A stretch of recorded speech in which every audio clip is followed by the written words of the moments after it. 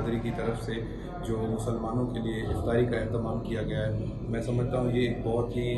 आला किस्म की मिसाल है। और ये सिंध धरती की असल रिवायत और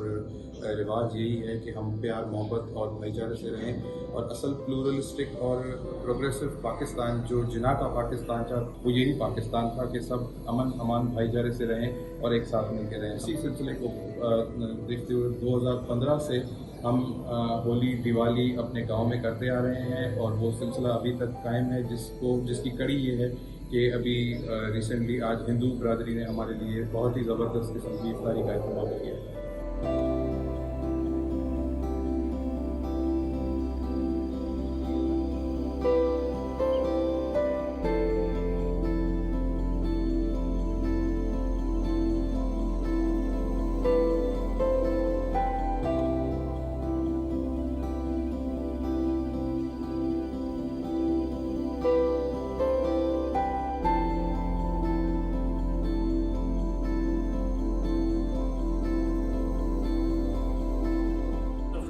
डिनर का मकसद बुनियादी तौर पे ये था कि